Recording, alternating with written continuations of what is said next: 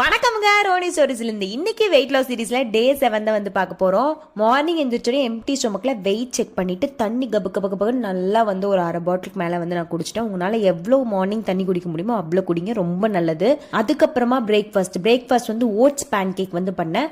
அதோட ரெசிபி வந்து நான் உங்களுக்கு அப்படியே ஷேர் பண்ணியிருக்கேன், பாருங்க என்னென்ன போடணும் எப்படி அப்படிங்கிறது. நிறைய பேருக்கு தெரியும், இருந்தாலும் நான் டெய்லி என்ன சாப்பிட்றேன் அப்படிங்கிறத வந்து நான் உங்களுக்கு ஷேர் பண்ணிட்டு வரேன். வெயிட் லாஸ்ல எனக்கு தெரிஞ்ச அளவுக்கு கன்சிஸ்டண்டா இருக்கணும் அப்படின்னா, உங்களுக்கு ரொம்ப கிரேவிங்ஸ் வருது அப்படின்னா அதை வந்து கண்ட்ரோல் பண்ணிக்கிட்டே இருந்தீங்க அப்படின்னா ரொம்ப ரொம்ப உங்களுக்கு கிரேவிங்ஸ் ஆகி ஒரு நாள் லபக்குன்னு சாப்பிட்ருவீங்க.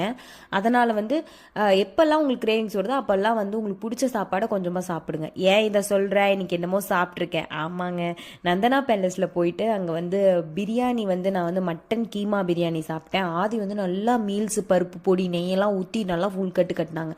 சாப்பிட்டுட்டு மெரினா மால் போயிருந்தோம். லஞ்சுக்கு வந்து ஹெவியாக சாப்பிட்டதுனால டின்னருக்கு பசிக்கல, அதனால அப்படியே விட்டுட்டேன். 8th டே என்ன பண்ணுறேன்